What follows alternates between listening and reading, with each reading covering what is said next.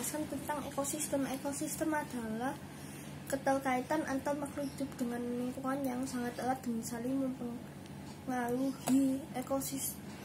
Komponen ekosistem terdiri dari dua, yaitu komponen biotik dan komponen abiotik. Komponen biotik adalah komponen yang terdiri dari makhluk hidup, contohnya manusia, tumbuhan, dan hewan. Komponen biotik terdiri dari 4. Yang pertama, produsen. Produsen adalah makhluk hidup yang memproduksi makanannya sendiri, contohnya tumbuh-tumbuhan.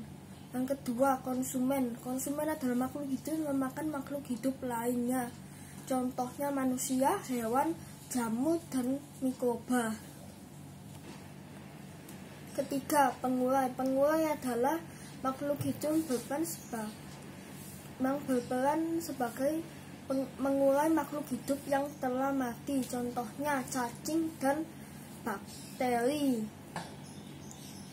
Keempat, penghancur. Penghancur adalah makhluk hidup yang menghancurkan organisme yang telah mati.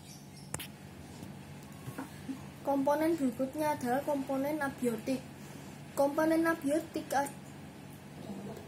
abiotik adalah komponen ekosistem yang berasal dari makhluk tak hidup dan benda mati.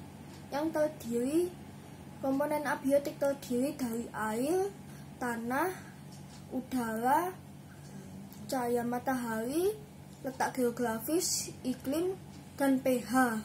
3. Jenis-jenis ekosistem. Ekosistem darat, misalnya gurun, tundra, taiga. 3. Dan taiga. Ekosistem air meliputi air payau, air laut, dan air tawar. Contoh kasus ekosistem. Yang pertama, ada petani gagal panen disebabkan karena hama dan tikus terlalu banyak. Kedua, pada ekosistem laut, kita tidak boleh menangkap ikan secara berlebihan, atau ekosistem laut akan kacau. Nah, hubungan antar makhluk hidup dalam ekosistem itu disebut rantai makanan. 3. Rantai makanan merupakan proses makan dan dimakan yang terjadi pada makhluk hidup untuk mempertahankan kelangsungan hidupnya.